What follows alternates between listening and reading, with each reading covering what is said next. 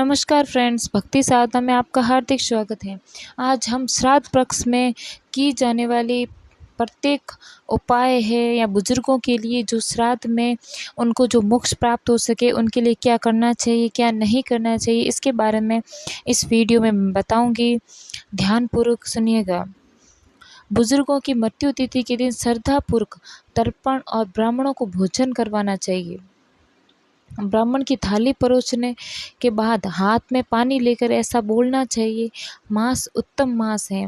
वार, जो आज का वार होता है यानी कि जो बुजुर्गों का वार होता है वो वार तिथि, जो बुजुर्गों की जो तिथि होती है उस दिन को हाथ में लेकर भोजन कराना चाहिए। ऐसा बोलकर ब्राह्मण को भोजन करवाना चाहिए। और गाय को रोटी देते हैं और कौवे को निकाली हुई रोटी सत पर जाकर कौवे को खिला देते हैं। श्राद्ध का अर्थ है श्रद्धा से जो कुछ किया जाए, यानी कि श्राद्ध का क्या अर्थ है, जो श्रद्धा से किया जाता है। पितृपक्ष में श्राद्ध करने से पितृगण वर्ष भर तक प्रसन्न रहते हैं। पितृपक्ष की नवमी को माता के श्राद्ध के लिए पुण्यदायी माना जाता है। श्राद्ध के लिए सबसे पवित्र स्थान गया तीर्थ है। वर्तमान बिहार प्रदेश में रेल एवं सड़क मार्ग से जुड़ा ये स्थान सुंदर वनों और पहाड़ियों, नदियों और कुंडों से घिरा है।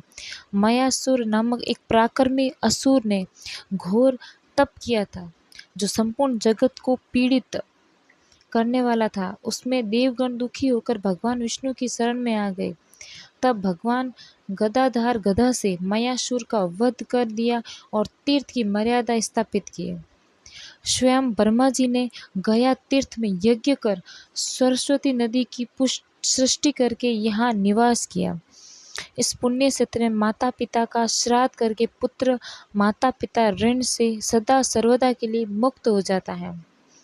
धर्मशास्त्र में कहा गया है कि पितरों को पिंडदान करने वाला गृहस्थी दीर्घायु, पुत्र पौत्रादि, यश, स्वर्ग, पुष्टि, बल, लक्ष्मी, पशु, सुख, साधन तथा धन धान्य आदि की प्राप्ति करता है। अंत समय में भी मोक्ष प्राप्त करता है।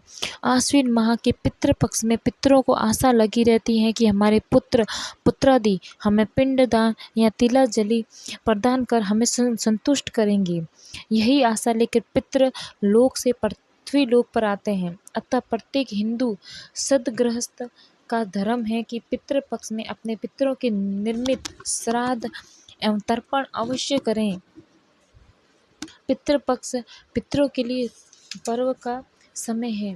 कहा गया है कि तीर्थ में भीष्म पितामह ने विष्णु पद पर श्राद्ध करते समय अपने पितरों का आह्वान किया।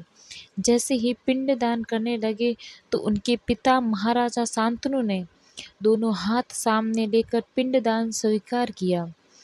भगवान श्री राम ने रमणीय रुद्र पद में आकर जब पिंडदान किया तो उनके पिता महाराज दशरथ हाथ फैलाकर हाथ में पिंडदान लेने वहां आए। ये तो शास्त्र में लिखी हुई बात है।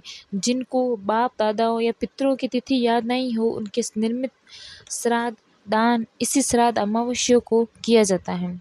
आज के दिन अमावस्या को सभी पितरों का विसर्जन होता है।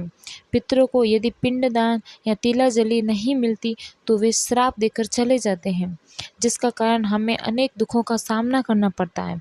अतः श्राद्ध का परित्याग न करें, पितरों को संतुष्ट अवश्य करें।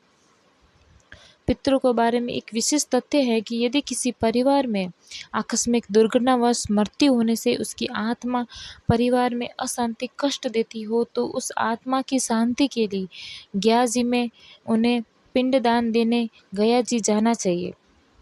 यह गया जी सर्वोत्तम तीर्थ है और पिछली 7 पीढ़ियों को भी मुक्ति मिल जाती। इस पिंडदान करने से आने वाली 7 पीढ़ियों को भी शांति मिल जाती।